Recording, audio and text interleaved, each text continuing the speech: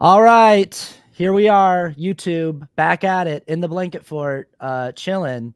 I'm here with a creator on the internet right now that I'm super into. I've been eating this guy's videos up lately. I've been consuming the hell out of them, and they're just so good. He's got such a good like bite to the tone in his videos and the way that he takes no shit from anyone. This creator does not suffer fools, does not suffer bullshit from anybody. On TikTok or on Instagram, it's jwilliamj, and that's the how you see him down there in the screen name. But he said I could call him JJ, so I'm gonna call him JJ because we're homies. JJ, how are you? I am doing great. How about yourself? Dude, I'm doing so well. You managed to. We were talking before we started about like Candace Owens. You got like, so you respond to these people. You respond to the Candace Owenses of the world, which is like a thing I've done, but it's rare that I actually get their attention. It's like I'm. It's usually the people in the comments that are talking, but like she, you got her. You got her noticing and responding. That was insane because I didn't even expect to get her attention for real, because usually there's like levels. Usually when it's people who are primarily on TikTok and then I call them out, like of course they'll see it because they have to see it. But when you've reached that like upper echelon of right-wing delusion, like you can just ignore anybody no matter how big they are. So it was a big shock to me when it went viral on Twitter, and then she actually like commented, it was like, oh, I'll be making a response to this. And I was like, okay, we're ready for war. And then she ducked and she hasn't done anything. So I mean, yeah. Well, you ate through her shit like you said you were gonna do in the video. You said I'm about to eat through your shit, and you did. And I don't think that she has a proportional response. The thing about your videos that's so good is like you go point by point, and that's what they can't do. They're really good at pivoting and shifting this and just changing the subject or changing the parameters of the conversation. But like you stay on topic. You're like, well, let me just go point by point through what you said. I'm just gonna go. It's very easy. This is why the right, and I've been coming up with this theory of mine. I think the reason why the right and conservatives are so much more popular on platforms like YouTube and everything is, well, A, because like they have a lot of corporate backing, like financially, but B, it's because it's very easy to say very stupid things in a short amount of time that sound intuitively correct. So I could say 8 different things about how like, oh, the liberals like equality until it's a gay person that disagrees with you. And like people listening to that, especially if you're already conservative, like, yeah. But if you think about it, it takes a lot longer to explain why that point is wrong than it does to just say it and assume people think it's right. So like that's so much of what they do is just simple platitudes, just simplified slogans. That's like on the surface, that sounds smart. Or that sounds like it's a good point that's being made, but like you got to keep digging, get into why that is, or get into why that specific gay person is being disagreed with in this particular instance. What is it that person said that is being because on the surface, if you just say, oh, so you know you're all about standing with these people, but if Christian Walker says something, classic. I feel like conservatives are actually the original woke people, because it's like it's kind of like the meme around wokeness was just like it. I feel like it really started with the like you'll get high and then say something like, well, why is it called a driveway but a sidewalk, or so, like some stupid stuff like that, and people be like, oh my god. And I feel like that kind of stuff is like their entire platform. They'll just say something and it'll be like, oh yeah, what do you think about it? But like they don't actually dig into it. So in a way, they're kind of like the really woke people, which is funny because they hate that stuff. But, I had a conversation with a friend the other day who I think is like a really intelligent person, and this is a person who likes to push me on my beliefs and just likes to he likes to dig, and he likes to see if he can just get like, what are your sources on that? Why do you think that? And he leans right, and I indulge him because he's an old friend from high school, and if he was just some random person on the internet, I'd probably just block him or say like, I don't have the time for this, but I indulge him from time to time. And we were talking, and like a lot of the points that he was bringing up, because he was saying stuff like, well, election denial happens on both sides. Like, don't pretend like Hillary Clinton didn't say for 4 years that she thinks that she won her election. Like, that's not the exact same. And I was like, on the surface, what you're saying, if I don't investigate any further, sounds smart. That both sides deny election results. Both sides have sour grapes. Both sides don't like losing. And if I just leave it at that like Al Gore thought that he won the election in 2000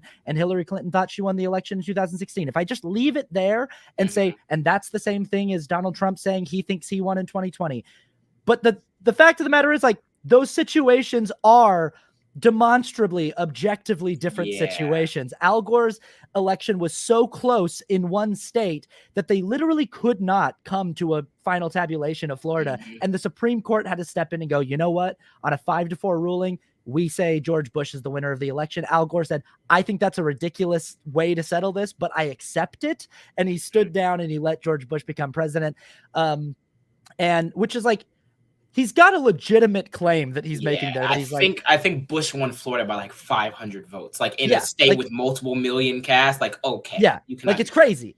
And then, like, you know, Hillary won the popular vote and had credible allegations that we now pretty much have verified and seen are true, that like there was Russian interference in that election. So her like everything that she thought was iffy about her election turned out to be true. Turned out like there was Russian interference. We don't know how much or little that affected the actual outcome of the Electoral College. We can't actually verify that, but like her concerns are valid. Whereas in the 2020 election, like the guy got thumped. The guy got fucking demolished in the election. And every single thing that he claimed wasn't even like, nothing even held water. And so it's like, yeah, on the surface, both of those things, if you just say, hey, look, election denial is not a solely right-wing phenomenon. It's a thing that both sides do. On the surface, it's like, technically you're correct. But, and I think that's sort of like what we're talking about. Is it's like that thing that you say where it's like, oh, they do it on both sides. Like, you can say that in 30 seconds. But if I had to categorically go through, well, this is what happened with Al Gore. Hillary Clinton won the popular vote by 3 million votes, a pretty decent margin. And then even when it looked like she ended up losing the Electoral College, she conceded. The Democrats left that in the past, and then Trump's presidency continued. Whereas like Donald Trump lost both in the Electoral College and in the popular vote, had multiple justices that he appointed to the courts who looked into it, said that there was nothing found here. And then not only did he not leave it there and not concede, tried to overthrow the Capitol because of that. And then when that didn't work, he just keeps saying, oh, they stole it from me. And then endorsed hundreds of candidates throughout the years that also agree with that philosophy, that it got stolen from him, even though it's based on nothing. So yeah, what Hillary Clinton did is orders of magnitude less like severe than what Trump did. Even so, as like simple as she conceded. Like, she didn't hold up the election unnecessarily. She didn't say, oh, Obama, get the people to raid the like, no, she just conceded and then let everything go. So those two things are not comparable, but it takes a lot more time to explain than like just saying the one-liner.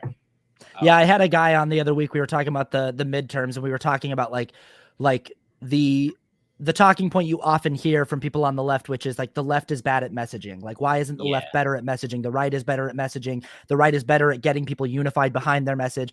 And my guest that day was like, it's not that the left is bad at messaging. It's that the left's message tends to be more complicated, tends to be like harder to communicate because it's more nuanced and it actually deals in reality. So you actually have to explain why a certain policy proposal is long-term going to be beneficial because it affects this thing, which is going to create room in this space for us to do, you know. And it's like you have to. It's not build the wall. It's not a chantable slogan. It's not a simple thing. I also want to point out McJet in the comments here says pick the lesser of two evils, which this is a platitude that you hear all the time from people on the left, which is I'm voting for the Democrats because they're the lesser of two evils. I've actually gotten really tired of hearing that thing too, because this is another way that people will say, oh, well, there's corruption on both sides. Both sides complain when they lose elections. Both, you know, all this both sides isms. And I really, the more and more I spend in this space, and the more and more I spend working in this space, the more I'm like, I don't see it as the lesser of two evils. I see one side as demonstrably, significantly more evil. Like I see one side as like. I kind of went through the same like evolution in a different way, where it was like, believe it or not, when I was younger, like when I was like real young, maybe like 11, 12, I kind of got like hooked into the whole Ben Shapiro thing, where it was like, he'll go on college campuses and demolish some feminist or something. And like I would watch that, and then like through like my parents though, I always knew that like I liked Obama. So like my entire worldview up until about 2016-ish was like Democrats always good, Republicans always bad. Didn't know why, but I was just like, oh, I love Obama, so that's the thing. And then I kind of went through this phase where I was like, oh, well, no, they both suck. And then I'm kind of going back the other way where it's like they're both bad in different regards, as political parties will be, because they're incredibly complex like bodies of political like thought that change over time. But when it comes to right now, there's not really a close, like, even though I hated Joe Biden, like, there's really not comparable between him and Donald Trump, like, at all. And he's surpassed my expectations. So it's like, there at this point, it's like saying that it's equivalent, while it might be like a good, like, rhetorical thing, because I've seen something, it's like, I saw one funny video on my For You page recently where it was like, someone just votes by choosing the funnier day. And I was like, but wait, because it's like, if you have to understand that these things do have an effect, and voting for one side over the other is not the best thing if you're voting Republican, because that actually has consequences. But speaking to the point about it being like chantable and stuff, I feel like the reason why it's perceived that the right is better at messaging is because a lot of their things are culture war issues. So even when Democrats or like leftists or liberals have like a culture war issue, our stance on the culture war issue will be significantly more nuanced than even a Republican.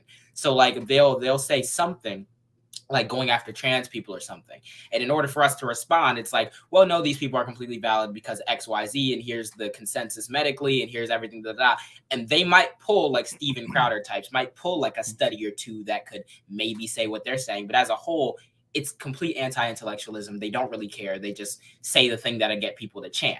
And once you even take the little studies that they do cite and you realize the consensus completely disagrees with them, well, they don't care that much. So they just throw it out the window. So it's like on every issue, the left is going to be way more nuanced than the right. Right. It again, yeah. So I just saw Tulsi Gabbard today on Twitter saying that citing a study that said 80% of people who transition grow to regret their transition.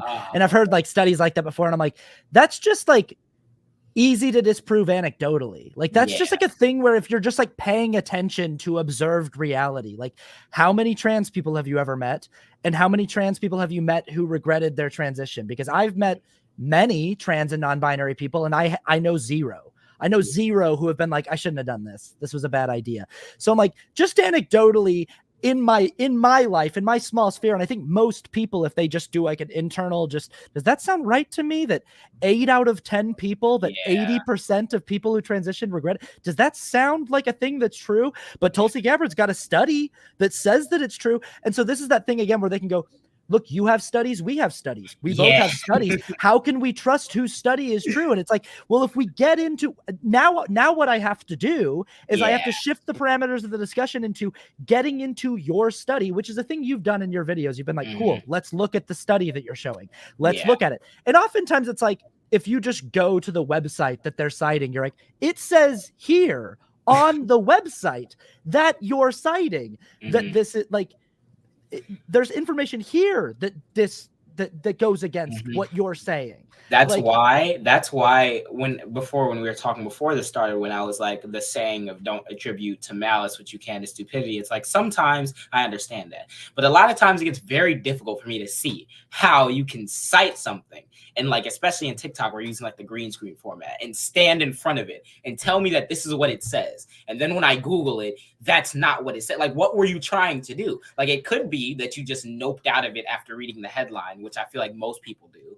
But like, if you're actually trying to give me the contents and try to say, this is why I have the beliefs I have, and then I read it and it's not even saying what you're saying, it's saying like, what else am I supposed to conclude other than you have some reason to like just be malicious and not either care for trans people or stuff. And it's like, and even if we accept like, 80% of them don't even, because like if you Google that, obviously it's wrong. But if you even accept that, it's like, that's still not an excuse for not providing the option for healthcare to somebody. Like if someone's saying, I think that this problem is wrong with me or whatever, and according to the medical professionals, I should go forward with doing this, and I want to go forward with doing this. And then later on, they're like, I don't think I want to do that. Well, then that's them. You still have the option there for them to do that if they want, and you have the people there to consult to make sure that that's the right decision. Yeah, So if I did a study that said that, you know, 60 or 70% of people who get rhinoplasty regret their nose job afterward, like we should ban nose jobs because people are regretting it later.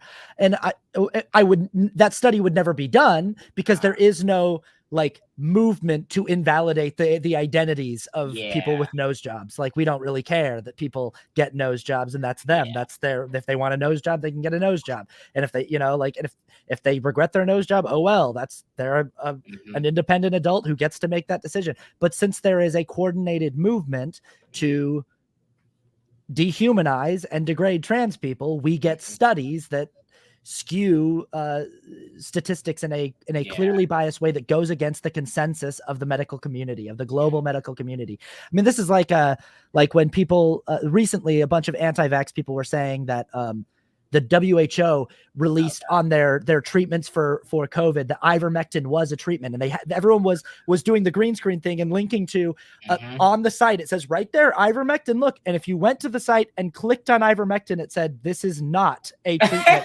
So it just like had a list of things, and some of them like were, and some of them weren't. So maybe that's like a design problem on the website of the WHO. But if you click on it, it's like, this is not a treatment for COVID. It's sometimes it's very contradictory. It's 1 minute, it's, oh, of course you want to cite a study from your ivory tower intellectual, like, you're not here on the ground. But then it's like when I can find a study that says some stuff that I think it says, oh, I'll put that there. But keep in mind, this is coming from the liberal. Like, bro, which one is it? I don't. Yeah. I think. So how old are you? I'm 18. Yeah. God, my God, dude, that's so crazy. You're like. I thought you were at least like 20 or 21, but dude, that is nuts. You're out here fucking like tap dancing circles around Candace Owens, someone who's making millions of dollars to be a political commentator. I love it. I think it's fantastic. It gives me a lot of hope for the future. But also, like, I figured you were younger too, because you talked about being like 11 when you were into Ben Shapiro videos, but that was the era. There a lot of people were, myself included. That was the era where the right was kind of owning YouTube. They sort of had like this heyday on YouTube where they were like SJW wrecked videos, and Ben Shapiro wrecks SJW, and like just SJW compilation videos of SJWs being cringe and stuff like that was the thing to watch on YouTube. And the right did a really good job of red pilling an entire generation. And a lot of people never pulled up out of that. And like, luckily I pulled up out of it, and it sounds like you did too. But like, I think what a point that you made that was really interesting is how you said that, well, why are these people successful on YouTube? Well, they have corporate backing. What's really, really cool is you hear this thing from right-wing commentators all the time that like the liberals own everything. The liberal elites, they own everything. They own the media, they own TV, they own movies, they own the music industry. And I'm like, look at our internet content versus theirs, because our internet content is like guerrilla warfare. It's like people with cell phones and like in like people with no money and no corporate backing and no sponsors, like talking from like poorly lit rooms and stuff. Like, I do my best. I try to give my show, but I'm like, look at Steven Crowder in his like studio with his like, you know, and they gave Ben Shapiro like his own network, like his own fucking like TV empire, you know? Yeah, and Candace Owens can go out and film a whole hour something long BLM documentary with all the problems with that documentary. Because I was thinking about doing like a full deconstruction maybe on my YouTube channel at some point, because I watched the whole thing, took notes, everything. But with all the problems with that, one thing that I cannot knock is that the quality and production of that stuff is so good that, like, of course, if you're like a normie and maybe you're already predisposed to not liking the organization or whatever, you're gonna think, oh, this is the smoking gun. Oh, she really got him this time. But like, when you're in the know about all the things that she talks about, it's so bad. But the production is A1 because they have that money. Even people who are prominent on the left, like Hassan, Vosh, David Pagman, all of them, a lot of the times, even when they get up there and they get production, they're just infighting. Like, because a lot of the takes are very nuanced, and like the left isn't a monolith. Someone will say something, they'll get vehement disagreement or whatever, and then we're just kind of like punching left a lot of the times.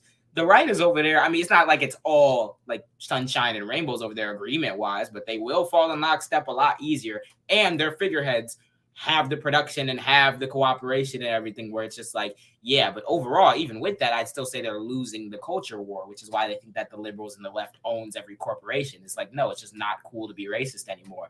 Like, it's just not. So I mean, I think, yeah, absolutely. And I think that the reason why, you know, it looks like liberals own Hollywood is just because in general, like, left-leaning people tend to make better art, because yeah, in order to make good art, in order to tell good stories, you need to have empathy, and you need to like be able to like approach characters from a diverse array of backgrounds in an empathetic and compassionate way. And you need to be able to like tell the truth.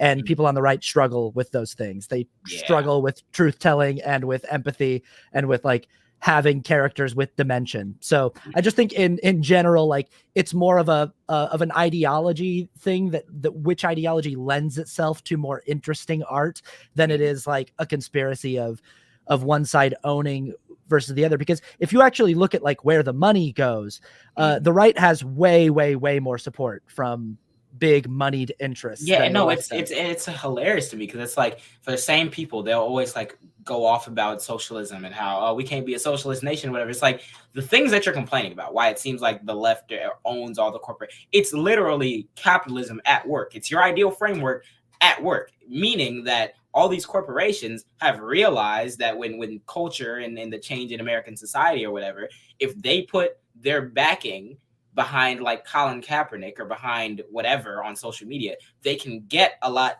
positive reaction, because it's like, oh, you're standing for these issues, which it's a lot more fashionable nowadays, instead of just saying like, oh, we don't care about that race issue, because that would make it look like they're like racist or whatever. So no matter where their dollars are going, like McDonald's can talk about how Black Lives Matter this, Black Lives Matter that, but they're donating to Donald Trump. So it's like, economically, they are still very far to the right, because whatever gives them the most profit or whatever, which is ideally what you have under a capitalist system. But on social issues, they can say, oh yeah, no, we stand with you, even though they're not really standing with anyone in a different type of way. But the thing is, people don't want to acknowledge that. So they just say, oh, they came out on Twitter and said something pro BLM. That must mean the radical left owns everything. It's like, no, it's just that the narrative, it's just a lot less accepting to just be like, yeah, we don't care about Black Lives Matter. Like, why would they do that? It's a business model. They'd want to make more money. And if they can make more money saying the good things that'll make them more money, they will do that. It's not that complicated. Yeah, everybody has a capitalist bias, not a left or right bias. Like most media outlets have a capitalist bias, like have a bias toward what is going to keep us in business and keep our profit margins growing. That is where the bias lies typically. Yeah, let's talk a little bit about sort of the overarching topic of the day. You and I talked beforehand about like how to talk about this guy. It's like, should we be talking about this guy in society? Like, is it useful if you observe it and go, this looks like a person who's maybe not on his medication, who's maybe like who maybe needs to be taken care of in some kind of way right now. And like, I don't know. It's kind of like when like there's certain things that like we can't help but talk about in society. It's like everyone to this day, if you bring it up at a party or something, everybody has a hot take about Will Smith and Chris Rock, even though it's like it's like the take is that something happened that wasn't supposed to happen, and it was really wild for all of us to watch it, because like, and like both people misbehaved, and that's not a hard thing to say. It's like, don't hit people. That's not a hard thing to say. And like, don't make fun of people's like medical conditions. Like, that's not a hard thing to say. And it's just like, those are two takes that it's like not complex and doesn't really require like, but like we all want to talk about it because it's a public facing thing of like, we're not supposed to see well-dressed people in tuxedos getting into like fisticuffs on international television, you know? So, but everyone feels like they've got the take. And I'm like, I don't really know that I have a hot take on Kanye West. But what I think is maybe interesting about it is like exploring this way that like, how does white supremacy get to these people? And in Kanye's case, is it just mental instability? But like, where is the connection between Kanye and Candace Owens, and even to a certain extent Kyrie Irving, or like how, you know, what's your general vibe on that right now? So I've come about this in like a different way. I've been seeing my main issue that's been happening. While I think that a lot of the discussion should be centered around like white supremacy or whatever. That's like the main thing where it's like, okay, how are we letting these ideas like fester or whatever?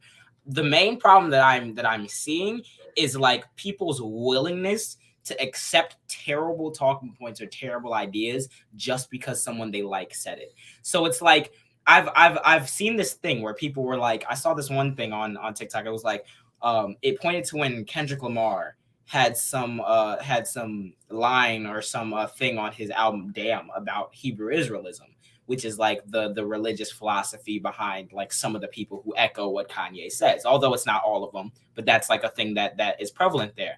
And they were like, oh, you're lucky. That's the thing that's in that documentary, that right? Yeah. Where they're like, yeah, they anyway, but they were saying like oh, y'all lucky that Kendrick didn't come out and say this because blah blah blah. And I was like, it's funny because I'm a Kendrick connoisseur. Like that's my favorite rapper like of all time. Mm-hmm. So it's funny that people say that because it's like there's ways in which Kendrick will go about things and say things or whatever. But if you listen to his most recent album, he also has a song talking about how like literally it's called Savior. It's about the whole like savior complex of celebrities and putting them up on a pedestal and acting like they're infallible is stupid. And like you have to realize that everybody's a human being too. So it's like my thing is, I feel like if we follow that philosophy more, even with someone who supposedly agrees with Kanye or Kyrie on this or that, if we looked at the concept of treating people as people and accepting what their views or whatever is at face value and removing their status from it, then you'd find a lot more disagreement with Kanye West than you might think. Because I've seen way too many people, especially in the Black community, who just love Kanye West and are like diehard Kanye West fans. So he like comes out and does anti-Semitic like Jewish conspiracies, and they're like, but if you think about it, it's true though. Like Kanye be knowing what he doing. It's like we're looking at the same person. Like I'm seeing somebody who's in desperate need of help, who obviously has mental like problems, and it's not like saying that people with mental problems like can't handle, like it's just in Kanye's case in particular, like you can tell it there, and that should be something that we're versed in because we've had rappers that's lost their lives over stuff like depression or mental instability or whatever, like with drug abuse and everything like that. So it's like you can see this person, and I'm seeing like, okay, he obviously like needs help, whatever. He might have some genuinely bad beliefs or whatever, but his filter, or which is definitely affected through like the situation he's in.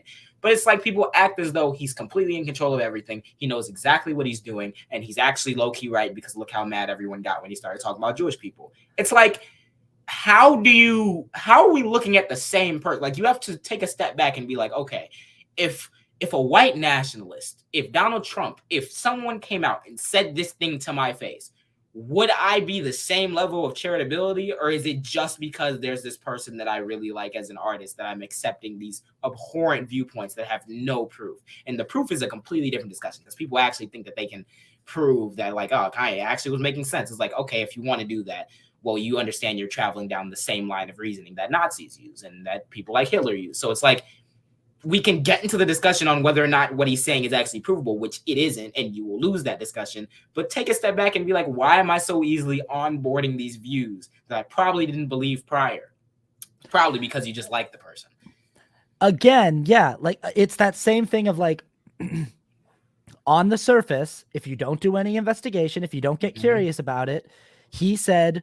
So and this was what I mean. A lot of people were pointing to too, is like no one actually cared when he did the White Lives Matter thing, or when he talked shit about George Floyd and said that George Floyd was just a drug addict, you know, and that like George Floyd wasn't really choked out. Like no one cared about that, but they did care when he talked about the Jews, and that shows you that it's true. And it's like on the surface, it, like you said, it's the college dorm room getting high and going like, oh, but connect the dots thing. And it's like, yeah, on the surface, that sounds like an interesting proposition. But if you just go deeper to being like, no, what is it about specific? First of all, people did care when he did the white. Certain people did care. Yeah, when he people did care when he wore a shirt that said White Lives Matter with Candace Owens and like, I cared. I saw that and I was like, Jesus Christ, like Yeah. my God, like I definitely cared about that. And I definitely don't like when people like Candace Owens and Kanye West try to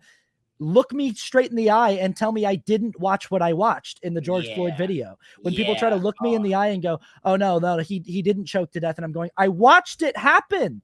I watched it. It's like people telling me Yeah. that there wasn't an insurrection on January 6th. And I'm like, I watched it all day. I watched it. Like, what are you talking about? I was there. Like, not physically there, but I watched unbroken videotape, unedited, Yeah.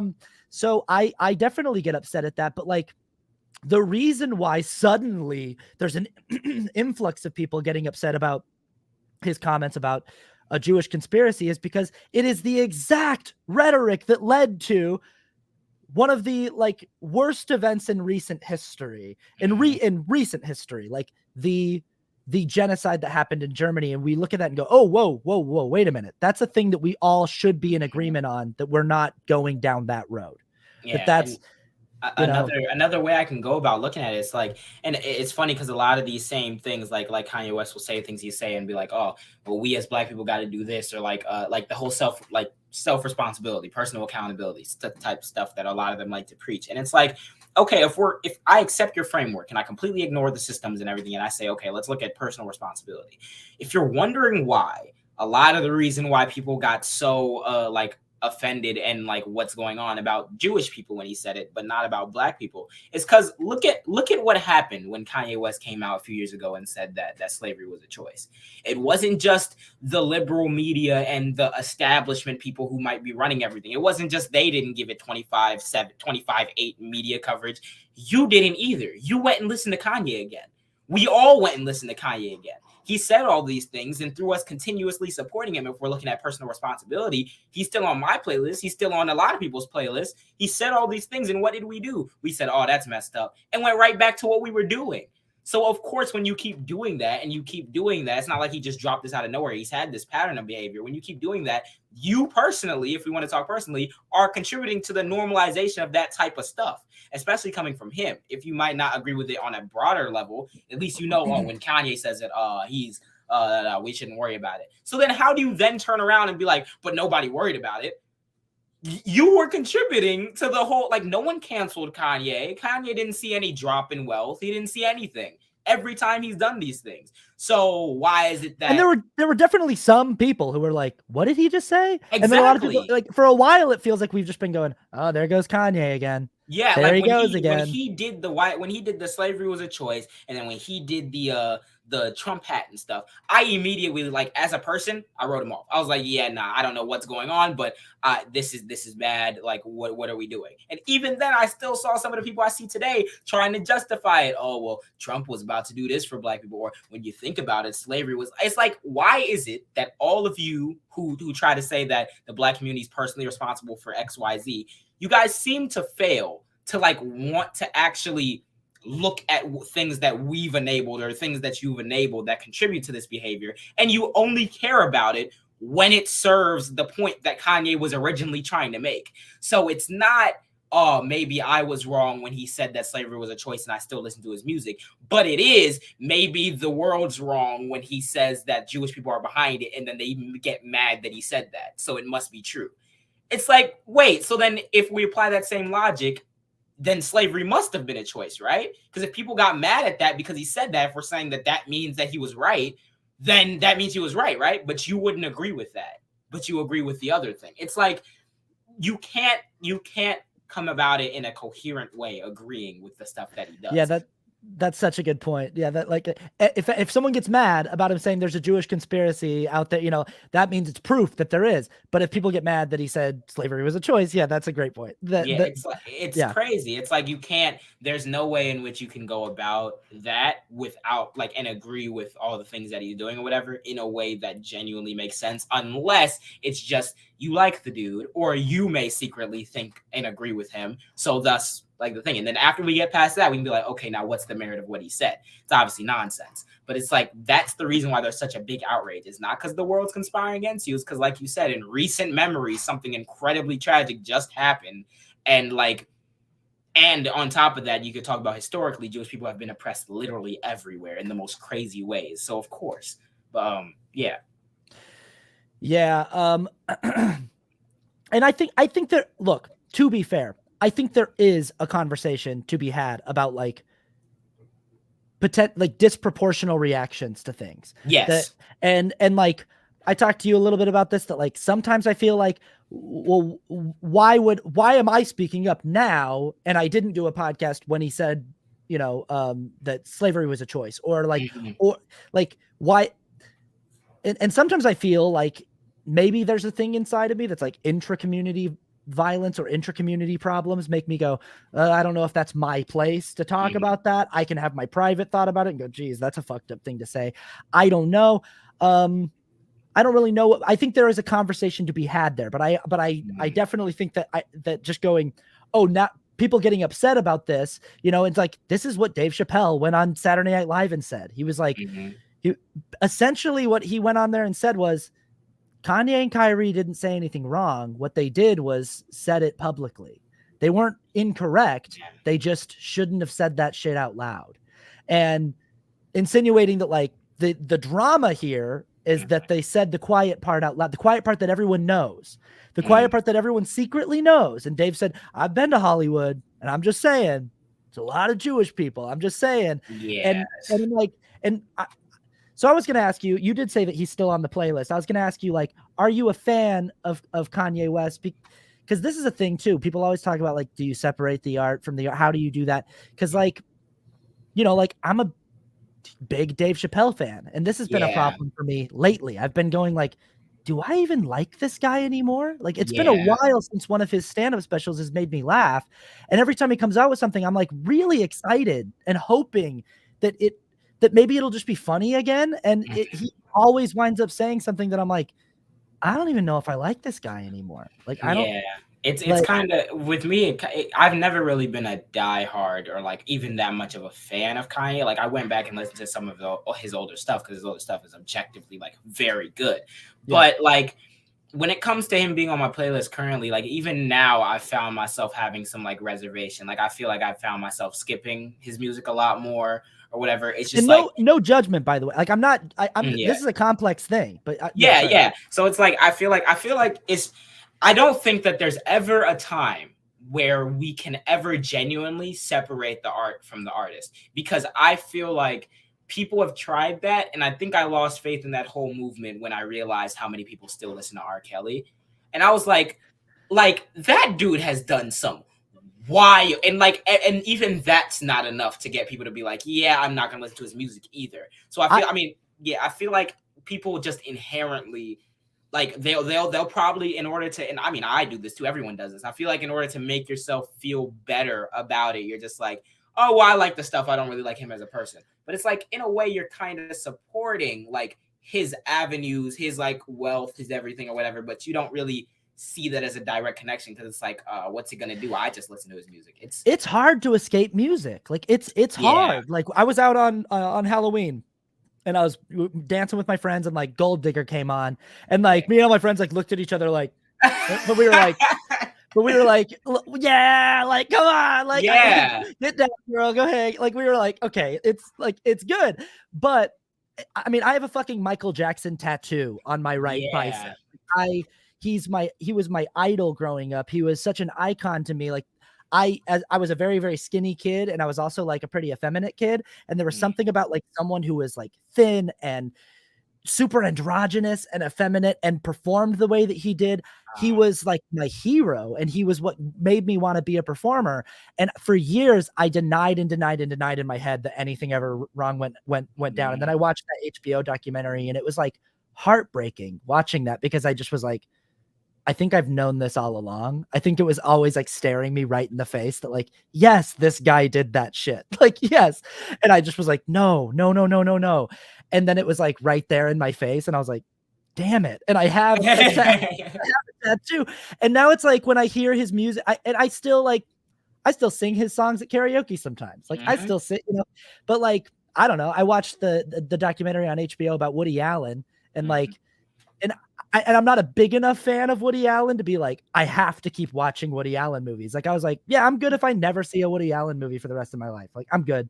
I don't need Yeah. to. I don't need to see but like music's hard to avoid. It's hard. You're out in public and someone puts on Beat It, and you're like, fuck.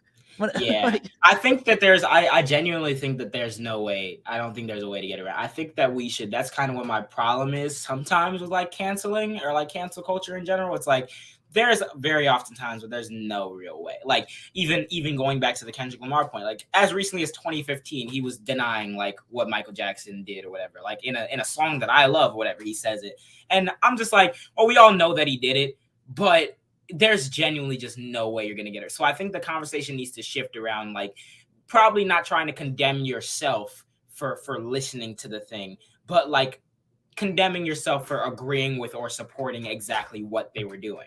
So it's like, I don't think that you should necessarily feel bad or condemn yourself if you listen to Kanye West. But if you're telling me, oh, he might have had a point, you know, or it's the quiet part just said out loud, that's when I'm like, okay, well, now you need to prove that. You need to explain to me exactly why you're agreeing with anti-Jewish conspiracies, because that is what it is. Like, we can have the conversation about, oh, am I bad for still listening? Like, no, you're not. But if you agree with what he's saying, now we have to have a conversation, because it's like, I don't think there's a way we can ever like take the music and the artist and be like, all of it's gone. Like, I don't think we can do that. That's a really good point. And somebody in the comments I think that's an excellent point, that like, it's okay for you to still enjoy the thing that you enjoyed. But if you're if your enjoyment of it means that you're like choosing to willfully be ignorant of the harms that person did, or like the wrongs that they did, that might be a problem. That it's like, if you if your fandom of that thing blinds you from being able to say, no, that person, because like, again, like I don't really care if a person's like, I'm a fan of Woody Allen's writing, I like his dialogue. I'm like, okay, as long as you can acknowledge that he did rape his daughter several times when she was very young, and that like he probably did this to several. As long as you're aware that that's what, and you're not like saying that Dylan Farrow's a liar and that she's been lying her whole life. Like as long as you're aware of that, then go ahead and watch one of the. I think that's possible to separate. I think it's possible to separate your fandom and like what they actually did, because a lot of times people let that happen. It's like, oh, I love Kanye so much that it's like, if I admit that he was wrong, it's kind of like admitting that I'm wrong. So it's like, but maybe he did have some truth to what he's like. No, once you stray into that realm, you're done.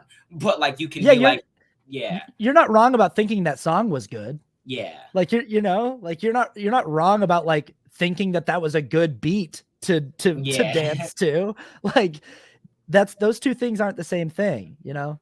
Yeah. Somebody said in the comments, they said, this might sound silly, but I struggled with this and Harry Potter, but I found several articles that taught fans how to continue to be a fan without putting money in her pocket. But where's the line?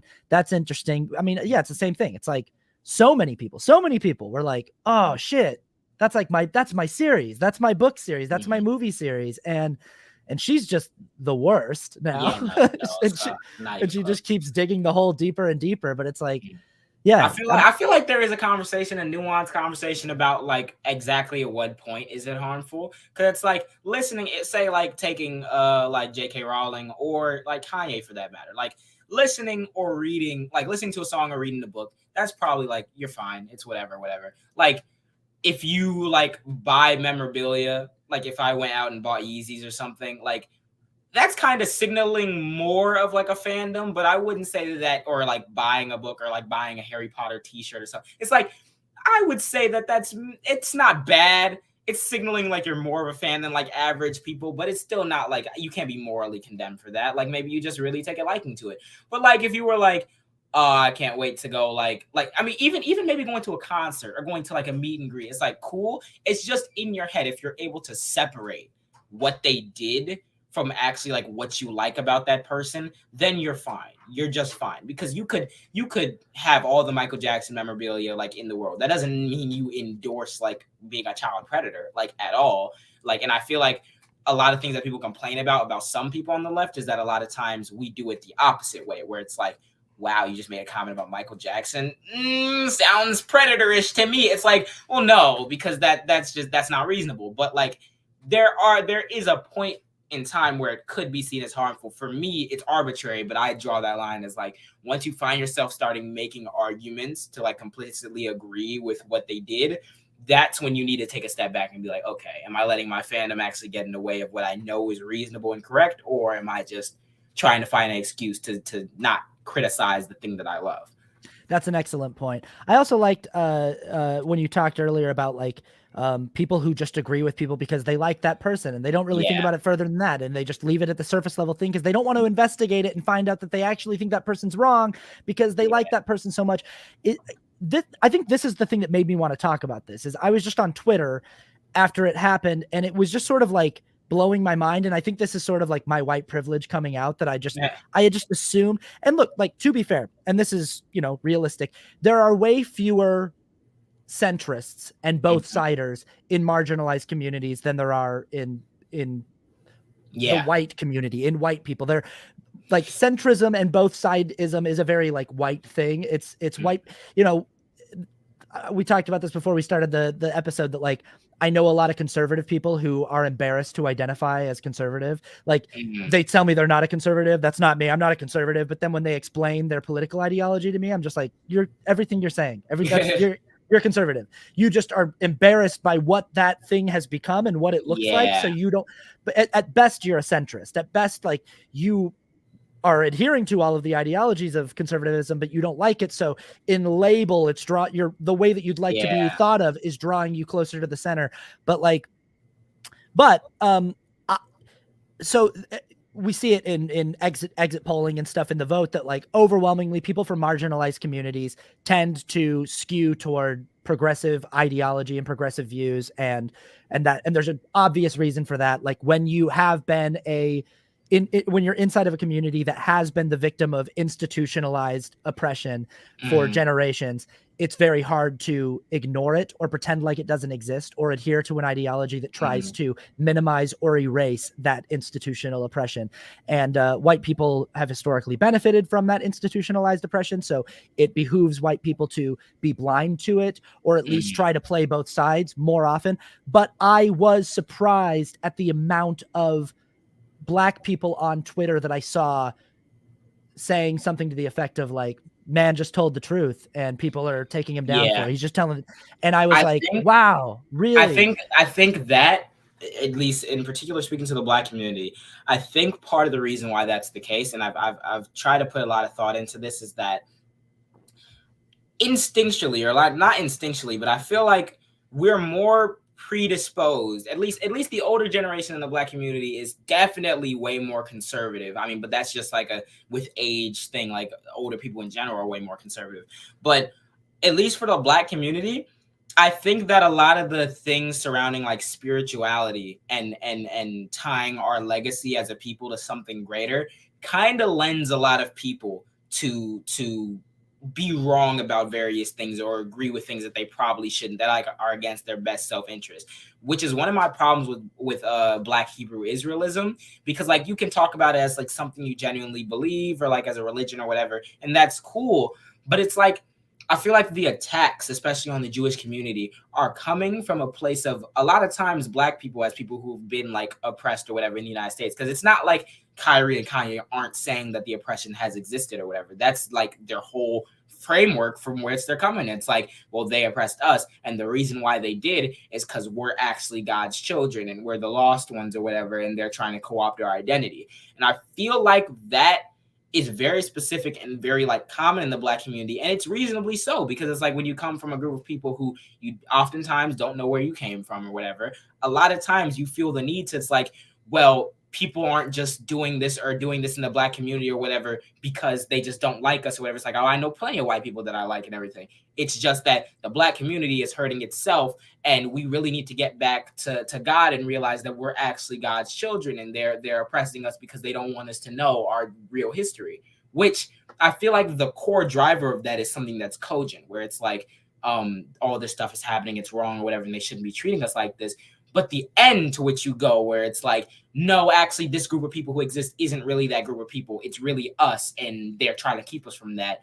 That's the problem. So it's like, even though if you ask these people, like, do you think we should have more school funding? Do you think we should put more funding in the Black communities? Do you think we should shift our attitude towards drugs? Do you think we should shift our attitude towards like incarceration and stuff? They'd probably 9 times out of 10 be a lot more left leaning than like a centrist or whatever. But when you get into things that like predispose you to those viewpoints, like certain like religious elements, like Black Hebrew Israelism, that's when you get like against your best self-interest. And it's like, well, I don't care about all the policies we could do. I think that we should just get back to like the religious aspect, which kind of leads you down some very dark paths, and you find yourself agreeing with people who are saying the same things that white nationalists and Nazis say that would probably have you at the very least deported. So it's like, I feel like a lot of our time, our spirituality in some aspects lends us to very bad ends. Not saying all the time, obviously, because everyone can have their reasons and have good ends through their religious views. But I feel like in this case in particular, a lot of the reason why you saw that reaction is because of like the religious element to what Kanye and Kyrie have said. So a lot of people don't like check into it. They just go, oh yeah, no, this makes sense. Like, yeah, it's frustrating though. It's very frustrating. Yeah, I mean, obviously, just being from a historically marginalized community doesn't mean that you're going to be impervious to otherism or tribalism. Yeah. Like that's just, I think that's like hard to avoid. That there's just a thing in us evolutionarily that has us clinging to what we know. And so I think that, you know, there are definitely elements of that in there, and that's an interesting, really good breakdown of that. I wonder if you have any insight into like how exactly do we get here with a Kanye West or with like a Candace Owens, or even with a Dave Chappelle, because with all of these people, you can see, I don't really know if there was ever like Kyrie used to be saying that like the earth was flat and stuff. Yeah. So I don't but like with all these people, like it's like Kanye West used to be like George Bush doesn't care about Black people after Hurricane Katrina, like, you know, and you see this like weird over time almost shifting, like this like changing of position to a place where he's wearing a White Lives Matter shirt and stuff. And the same thing with Candace Owens. A lot of people have gone into her history and gone like, she started out trying to be a commentator for the political left, and when that didn't work out, when she couldn't find traction there, she found she was getting more traction espousing more right-wing talking points. Like, is it again, is it going back to like, is it just a capitalistic bias? Is it just like, what's getting me clicks? What's keeping me relevant? What's keeping me at the top of the Twitter feed? Or is there something more sinister in the ways of like how white supremacy is a cunning elixir that is drawing people into an ideology that goes against their best interests? I think that what I would say is that like the whole ideology of white supremacy in both Kanye West and Candace Owens like aspect is like a backdrop. So like all the way back there where it's blurry. I think that like the white supremacy is there. What in Kanye West and Candace Owens paths, the thing that like with Candace Owens, I think she's just purely a grifter. I think that she experienced what racism was or whatever, and like probably is in a unique situation where like something like that happens where you have to sue your school because of something like that. But I think that because I feel like her content in the beginning was like a lot positive and like telling people how to live, But I feel like a lot of people can be predisposed, like in the capitalist sense. It's like, okay, whatever's gonna get me money. In her case, she's like, okay, I feel like if I do these hot takes or whatever, I can get some money, I can get some traction or whatever. She did that, kept doing that, and then she got picked up by a big conservative network, and now she's a millionaire, and which is a very easy path. I could tomorrow start saying exactly what Candace Owens is saying. I'd have $1 million by 2023. They would love you. Oh my God. They would love to have you on their team. They would be like, oh, he was a firebrand leftist, and look, he's over here now. I would have love you. All the money, but luckily for me, I have morals. So, I think with Kanye though, and I don't want to be like an armchair psychologist, but like with him, a lot of his mental, like a lot of his trauma and a lot of his stuff, especially being an artist, is a lot more out in the open than like someone with Candace Owens. And I think speaking from at least Kanye's perspective, and I think that Candace has come to this in a roundabout way, is just the theme of self-blame. Like, I think we can see with Kanye, especially after stuff like tragic happens to him, like his mother dies or whatever. I don't remember where I saw it, but it's like anyone in that situation can find like reasons to blame themselves, even though it might not be reasonable or whatever. And I'm not saying that like what he's doing now is kind of an extension of that, but I feel like that kind of contributes to his mental situation that leads him to like this place where it's like, we don't acknowledge systemic racism. We don't acknowledge like all these things, these environments that lead Black people to the outcomes. It's just the Black community's fault. And even you'll tell them this, and they'll swear up and down that's not what they mean. But when they say, "Oh, we got to do this ourselves. Look how much we're killing each other. Look how much da da da," you are implicitly suggesting that the reason all these things are happening in the Black community is solely because of the Black community. And they'll scapegoat this by saying, no, the racism happened in the past or whatever. Yeah, it did happen, but we have to look at today. Da, da, da. It's like, well, where did it go? It didn't disappear. It still has a lot of effects. Because if you JJ, Barack Obama was elected. We fixed it. Exactly. Like it's like, oh, he was there, so it must means that. But it's like you have to understand that these things are so complicated and take such a long time to form that it's very easy to say, oh, Black person kills another Black person, thus the Black community needs to do better. Like same thing that happened with Takeoff when he just passed away recently. It's like it's very easy to say that, but if we don't acknowledge why a lot of like Black people, particularly rappers who get successful, can never get away from the perpetual cycle of gun violence, can never get away from some of the things that other white millionaires aren't facing, then we don't understand the full concept of the problem. And just stopping it there and saying, well, Black people, we got to do this, we got to do this. It's like, yes, we do have to do stuff, but you cannot simply just say that and not provide a solution, like a genuine solution, because it's very easy for a millionaire to sit up there and talk about how you need to just get your money, you need to help the people around you, but that's not the reality for majority of people under capitalism or under any society. So until we do a co-ed approach where it's like, look at the system, how did we get here, what can we change to get better further outcomes in the future, and what can we do ourselves to improve our situation, until you go at it from both angles and you well understand both angles, you can never solve the problem. So I feel like the whole theme of self-blame, whether it comes from Kanye's trauma or someone like Candace Owens who gets paid money to blame the Black community or an element of herself for problems that it didn't create, this is just a thing that happens. And I feel like the backdrop again is white supremacy, because it's the white supremacy and the stuff that leads you to these talking points that can make these talking points seem okay, where it's like, oh, Black people commit this amount of crime, Black people are Black on Black crime, da da da. All those things are rooted in white supremacy, even though you don't want to acknowledge it. But the rationale you use is just, Black people, we do this, look at this statistic, we do this. But where does it come from? They never ask when, they never ask why, they never ask how. They just say, oh, well, this is the outcomes that I see in front of me. And that's the thing that I hate about those types of people. It's like, you're just saying the outcome exists and that's bad, but you're not saying why does the outcome exist. It's crazy to me, but that's kind of like my take on how they get there to the same place.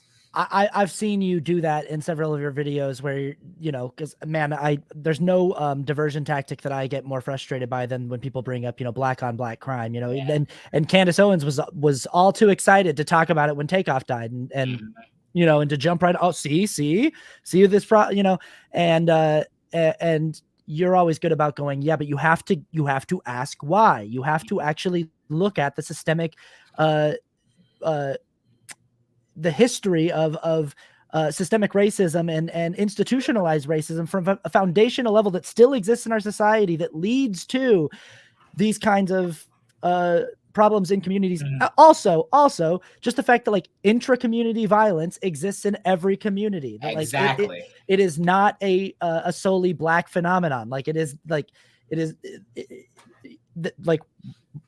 white people kill white people at a higher rate than. It's funny how like people buy into, like, you will literally just hear, like, especially with the Takeoff situation. If anything, Takeoff was a perfect example of why people like me are correct.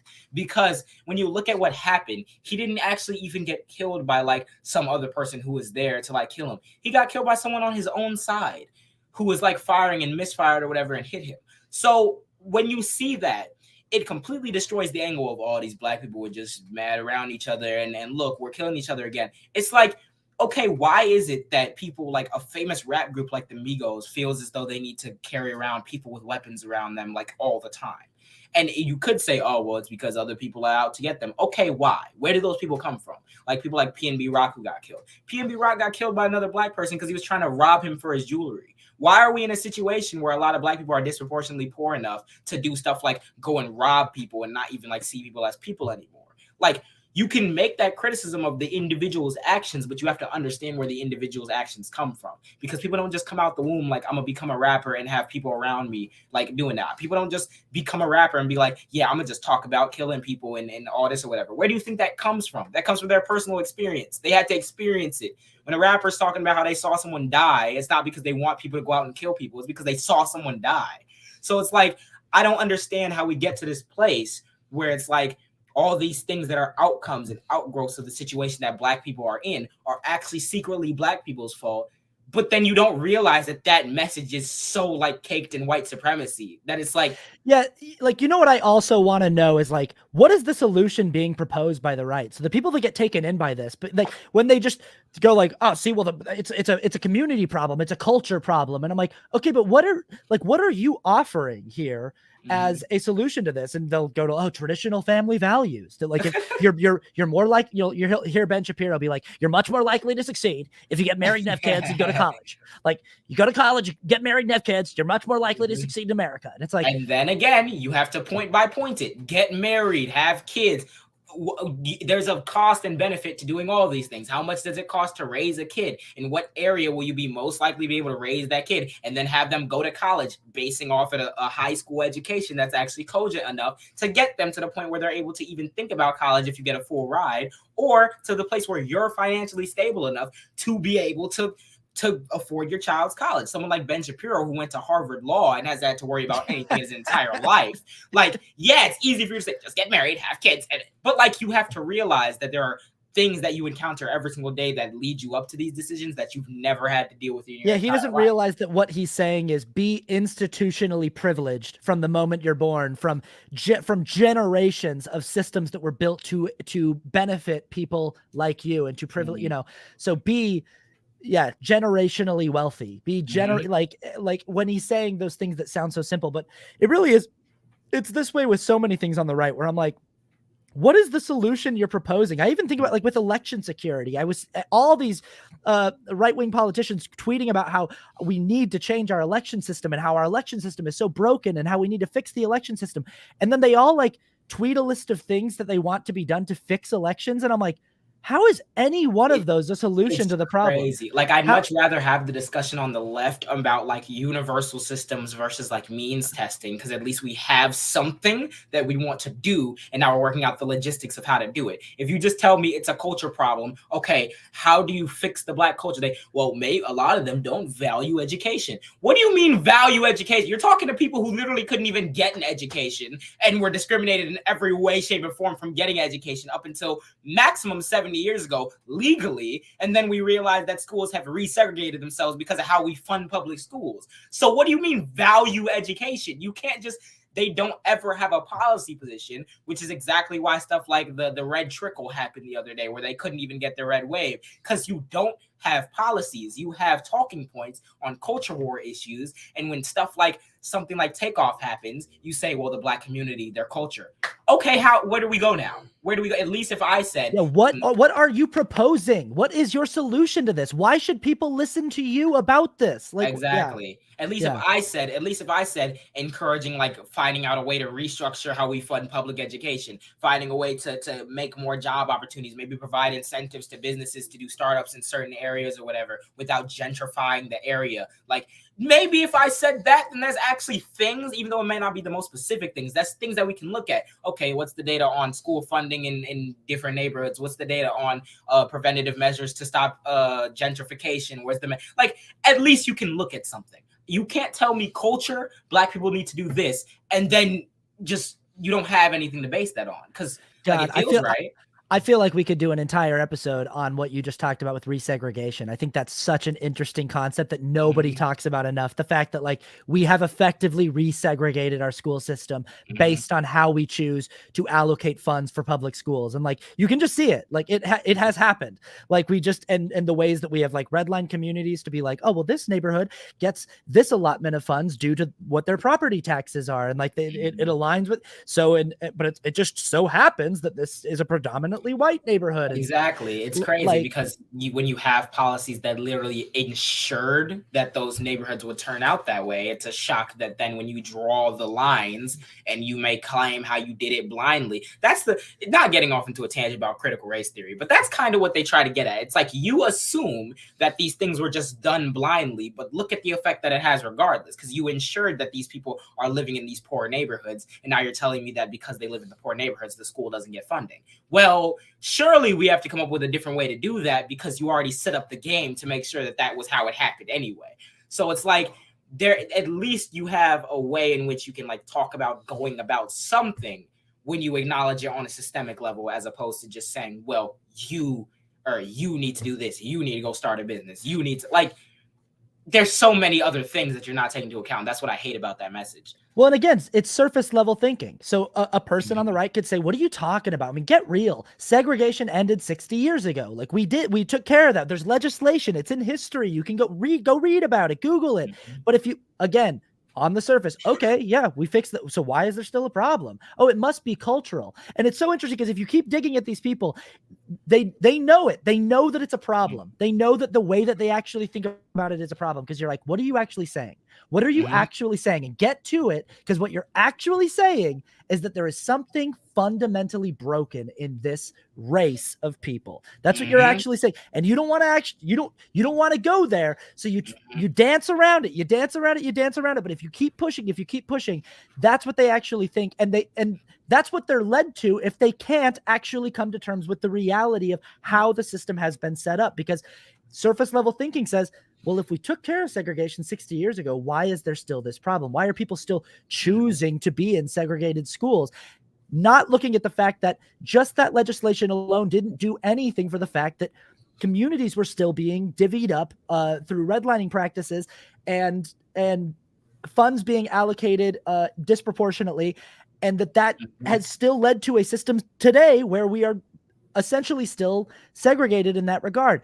And that, I think that it is good to go off on a tangent on critical race theory, because again, critical race theory, a thing that is not being taught in elementary schools or junior highs or high schools, but should be a thing that maybe should be taught in a little bit more in lower education, because not understanding the ways that our society at an institutional level has been set up to benefit certain people and disadvantage other people is the problem. And the solution that people on the right are proposing is less awareness of that, less discussion of that, less education on that.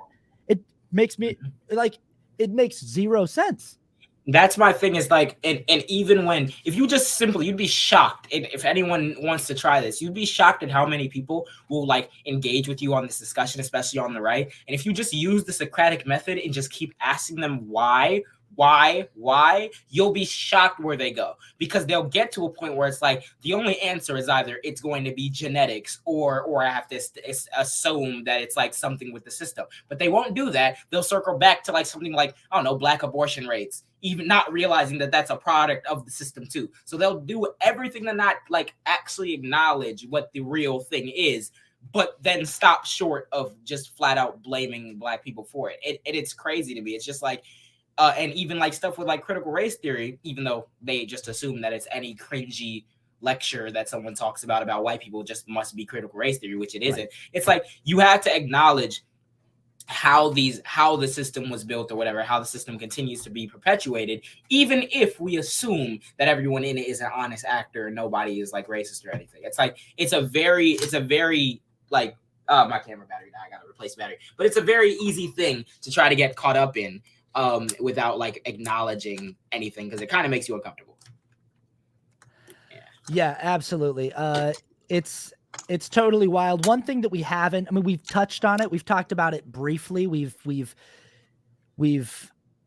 definitely, I think it's because neither of us actually really knows what no one can really say what's going on with someone's mental health, but like, yeah, the abortion rate, that's something that Kanye really likes to talk about. But one thing we haven't really gotten too deep into is like the mental health aspect of all of this, and that part of the conversation. And again, it's probably because it's like, it's hard to actually say what's going on with anyone else's mental health. But I will say this, just briefly to touch on it, that there's probably no worse situation for a person with untreated bipolar disorder to be in than to be one of the most famous people alive. Like, Yeah. bipolar disorder is already a condition that one of its like trademark textbook symptoms is delusions of grandeur. Like, people who think like, oh, I'm getting messages coming through the radio that I'm hearing that are transmissions from the FBI. They're telling me that I'm like their lead undercover agent, that I need, like, it's very grandiose thinking of like, oh, there's this, I'm being called, I have this very specific calling in the world. And I'm people will have ideas that they're a savior or something, or that they're like meant to be a king or meant to be someone great. There's maybe no more dangerous situation for a person with that particular ailment to be in than to be a person whose face is on every magazine and on billboards, and who is the topic of discussion on everyone's show. Yeah, because I'm willing to bet that a lot of these people already have somewhat of a savior complex in the same way, where it's like, because you are everywhere, like it's natural to assume like, oh, this is like, obviously I'm like that guy. Like obviously you're like a billionaire and you're famous, you're a rapper, whatever. You have people reassuring you of that all the time. But it's like, when you combine that with that like whole thing, it's very hard to snap yourself like out of, or like help yourself. And then when people are like, oh, you should have help or whatever, you should be on your medication, then it's like, oh well, now I got conspiracies about the medication too. It's a very dangerous cycle to definitely be put in. Yeah. I just wanted to touch on that. I don't really want to go too deep into it or try to like psychoanalyze or try to diagnose, because I'm not a mental health professional, and I don't think either one of us is. And I don't want to try to like break down footage and be like, see here, this is a thing that he's doing that, I think it's worth mentioning to just talk about like that aspect of it too, that, that there is that, dude, you are such a impressive person, and such a I don't want to, you're young, and I don't want to put anything on you that feels like pressure. Like, I don't want to, this thing I'm about to say, I don't want you to feel like now there's like a pressure to perform or do anything, but like, I just see such a bright future for you. Like, I just am like, my God, 18 years old, and you are so aware and like in tune and well articulated about your positions and about your points. I really feel like you could go move some mountains and change the game and like be it, but also like, you don't have to.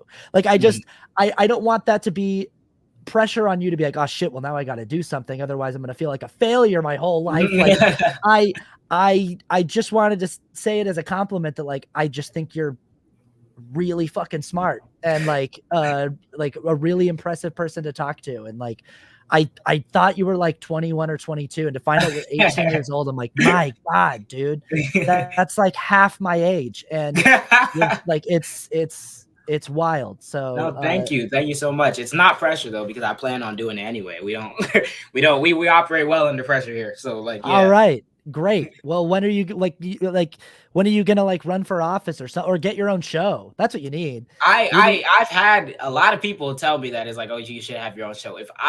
If there was some entity out there who could like give me the backing of like the conservatives and give me my own like high production show, oh, it'd be done out. But when it comes to running for office, I've been really trying to think about like my scheduling for that, because I know obviously I have time to figure out, but I know I do want to go to law school. And funnily enough, we did just talk to a lawyer in my law class today, and he was like, if I could recommend something, is like do law when you're young, like go to law school when you're young or whatever. So I'm thinking either it really depends, but I think the two ways I see is either I might run for office like early, like that 25-year-old that just won in Florida. Like, that was crazy. That was like, okay, there's a shot that I could do it that young or whatever. But also it could be like out of law school or whatever, like after that, maybe. It's still time for me to work it in, but I definitely am going to run for office at some point. Okay, I was gonna. So that is an aspiration of yours. You would like to go into politics. Yes, yes. Amazing. You've got my vote. Like the second thing that you do, that's awesome. People have been asking. This is something I talk about a lot on my channel, and people from time to time ask me if I'm interested in it. I've never been. I mean, I'm an actor and a musician. Like I've never been interested in it. But this is the first year of my life that I've been like, like maybe I have to. Like, maybe like they just need more people. No, for real, because I'm sick and tired. Like one of the things that I'll hate when I know that I need to run in politics for this reason, is because I'll watch debates between candidates and like the Republican or someone or even the Democrat will say something, and I was like, I know exactly how I respond to this right now, and none of them ever say it. Like it's crazy to me. It's like when I was watching the debate between Charlie Crist and Ron DeSantis. And it's like this dude, Charlie, just letting him get away with like everything that like he was trying his best. But it's like there's so many things. And the one with Marco Rubio in his debate, I was like, even then they managed to make it bad for themselves. But there's so many things you could press these people on that they wouldn't be ready to respond to in time because they're used to this whole, oh, we're just gonna be civil, we're gonna be nice, and I'm just gonna get out and say all my lies and not get pushback. Like they might say some platitude, but they're not really gonna push me back on it. That I'm sick of it. I'm so sick of it. I want the Democrats to be much more aggressive than they are. So, like, if anything, that's the reason. Because I want to get on that debate stage with somebody who I know, like, their platform and all the things, and watch them try to, like, weasel around stuff. Because they'll do that till the end of time. So, well, it's sort of like that's like sort of who Trump was for conservatives. Is they were like, we just like that he's not talking like a politician and that he's not trying to do, you know, he's not using the same language that they all use. He's just like gloves off. I'm gonna go for the jugular and even if I'm just everything I'm saying is just like nasty and bullshit. Like I'm gonna be aggressive about it, and people liked that. I mean, Dave Chappelle in his SNL stand-up thing, he said a thing about Trump that it kind of bothered me because he was like, I think he's an honest liar. Like he got up on the debate stage and he said, I know that the system is corrupt because I use it.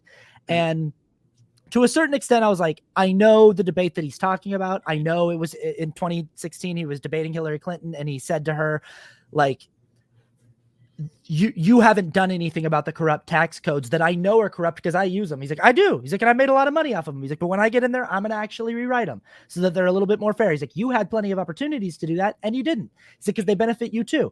And Chappelle was saying that he was really impressed that the guy was honest about the fact that like the game is fixed and it's corrupt and that he's benefited from it.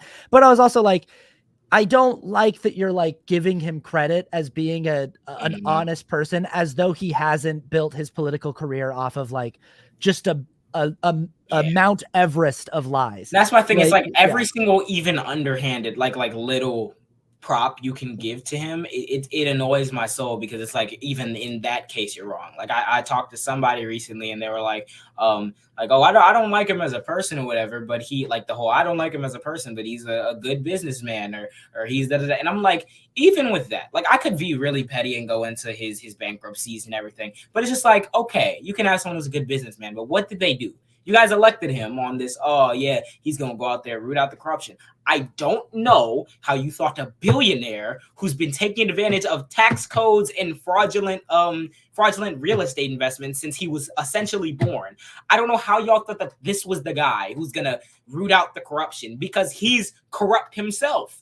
Like, of course he wasn't gonna do anything, but like he talked funny. So I feel like what the left really needs, especially in a political candidate, is somebody who's as like bold and like aggressive and like not taking shit like as Trump was, but except for it's based in reality and like factual evidence. Like I rarely see a candidate say something that's a bald-faced lie on the stage and someone actually go out their way to like prove like, well, no, what you just said was like factually incorrect, because like they'll usually be like, nah, we don't, you're wrong, you're lying, but it's like you have to get through to these people and be like, no, this is why this person is deceiving you and mischaracterizing XYZ, but I don't ever see that.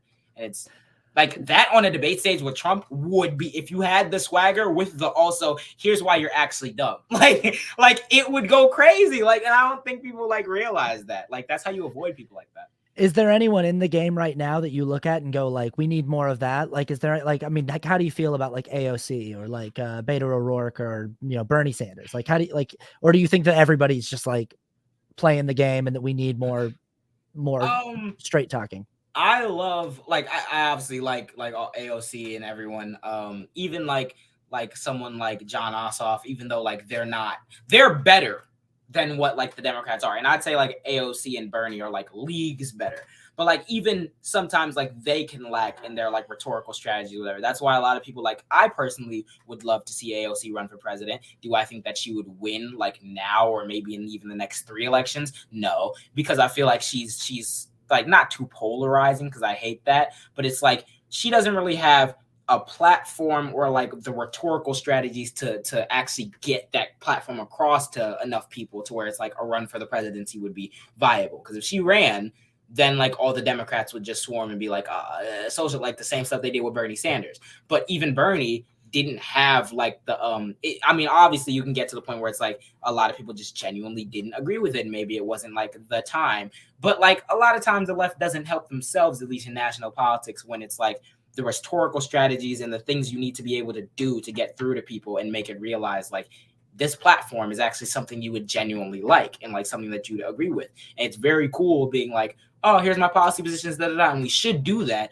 But you have to also couch it with aggression against the other side, like genuine, like not like hate or anything, but it's like if they're going to stand on a debate stage and say something that's like demonstrably false, you have to find a good creative way at making sure people realize like these people are lying to you or these people are like whatever interest they have. Like find a way, because politics at the end of the day is about power, and that's something that the right has gotten, but the left still has like a little bit of trouble with, especially the Democrats. Like they try to be like, oh, we're not going to do that. We're not going to pull that lever, even though the Republicans have done it too, because we just don't like, it's like, no, if you got the power, you need to make sure you have it and you have to do this to help people. Like, I'm sick of the whole like dancing around it type stuff. Like you have to be pointed, but I do like some people. I don't think any of them are like the best or like the perfect candidate or whatever. But I don't think you can ever get that really. Sure. I for one am really excited that you have lofty aspirations, because I think that you're the right kind of person to have lofty aspirations. I just think that you have like a really high ceiling, and like I'm excited to see where you go, and I'm excited to keep following the journey. I'm really excited that I got you on the show, and I hope to have you on again. Like, I just thought this was fantastic. I thought that you absolutely crushed it. Where can people follow you on the social medias? Sure. If you guys are wondering, you can follow me at jwilliamj on TikTok, the same as my username right there. It's jwilliamj8 on Instagram and Twitter. I think that's about it. Oh yeah, jwilliamj on YouTube too, because I do have a YouTube channel that I need to start uploading on. But yeah, thank you for having me on. I appreciate everything. I appreciate all the compliments. It's very cool. Yeah, man, absolutely. This was fantastic. Good chatting with you. I hope to have you on again soon for something else. You too, man. I will be on anytime. All right. Awesome.